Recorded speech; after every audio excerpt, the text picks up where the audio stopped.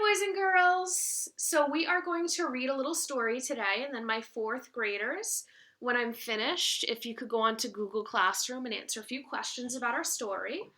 We're going to read a chapter today, and then as the days go on, I'll read another chapter. This story is Maniac, Magee, and it's by Jerry Spinelli. This is one of my favorite books. We actually read it last year in my fifth grade class. So let's get started. We're going to start with before the story. They say Maniac Magee was born in a dump. They say his stomach was a cereal box and his heart a sofa spring. They say he kept an 8-inch cockroach on a leash and that rat stood guard over him while he slept.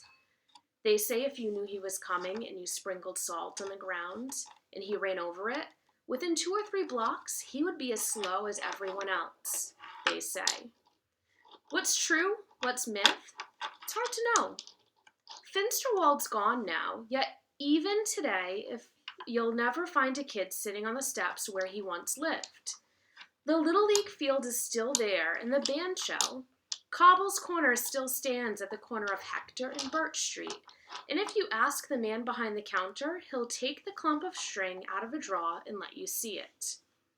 Grade school girls in 2 Mills still jump rope and chant. Maniac, maniac, he's so cool. Maniac, maniac, don't go to school. Runs all night, maniac, maniac, kissed a bull. And sometimes the girl holding one end of the rope is from the west side of Hector, and the girl on the other end is from the east side. And if you're looking for Maniac Magee's legacy or monument, that's as good as any, even if it wasn't really a bull. But that's okay, because the history of a kid is 1 part fact, 2 parts legend, and 3 parts snowball. And if you want to know what it was like back when Maniac Magee roamed these parts, well, just run your hand under your movie seat and be very, very careful not to let the facts get mixed up with the truth. Okay, Chapter 1. Maniac Magee was not born in a dump. He was born in a house, a pretty ordinary house, right across the river from here in Bridgeport. And he had regular parents, a mother and a father, but not for long. One day his parents left him with a sitter and took the P&W high-speed trolley into the city. On the way back home, they were on board when the P&W had its famous crash, when our motorman took the high trestle over Scullykill River at 60 miles an hour, and the whole caboodle took a swan dive into the water. And just like that, Maniac was an orphan. He was 3 years old. Of course, to be accurate, he wasn't really Maniac then. He was Jeffrey Lionel Magee. Little Jeffrey was shipped off to his nearest relatives, Aunt Dot and Uncle Dan. They lived in Hollisdayburg in the western part of Pennsylvania. Aunt Dot and Uncle Dan hated each other, but because they were strict Catholics, they wouldn't get a divorce. Around the time Jeffrey arrived, they stopped talking to each other.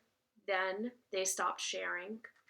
Pretty soon, there were 2 of everything in the house. 2 bathrooms, 2 TVs, 2 refrigerators, 2 toasters.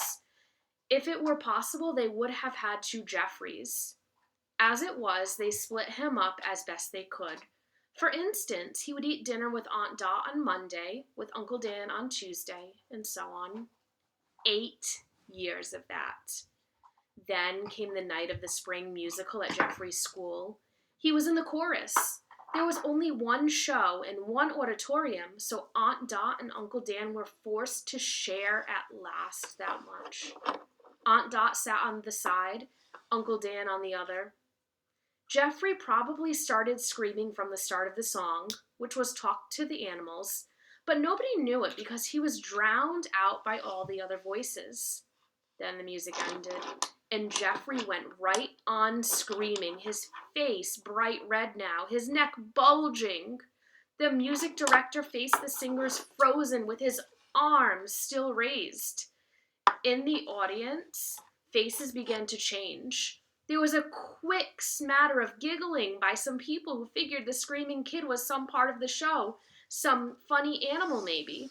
Then the giggling stopped, and the eyes started to shift and heads started to turn, because now everyone could see that this wasn't part of the show at all. That little Jeffrey Magee wasn't supposed to be up there on the risers pointing to his aunt and uncle, bellowing out from the midst of the chorus, "Talk! Talk, will you? Talk! Talk!" No one knew it then, but it was the birth scream of a legend. And that's when the running started. 3 springy steps down from the risers, girls in pastel dresses screaming, the music director lunging, a leap from the stage out the side door and into the starry, sweet, onion grass smelling night. Never again to return to the house of 2 toasters. Never again to return to school. So we're going to stop there. Ooh, it got really dark all of a sudden. We're going to stop right there. My 4th graders, if you could go to Google Classroom and answer a few questions on what we've read so far with Maniac Magee. Before we go, I do want to define maniac, because that's part of our title, so it's pretty important. So maniac, boys and girls, is someone crazy. They might do something silly or do something extravagant, and people might look at them and think, wow, that is just too much. That's crazy. So I will read another chapter on Monday, but that's all for today. So have a great day, boys and girls.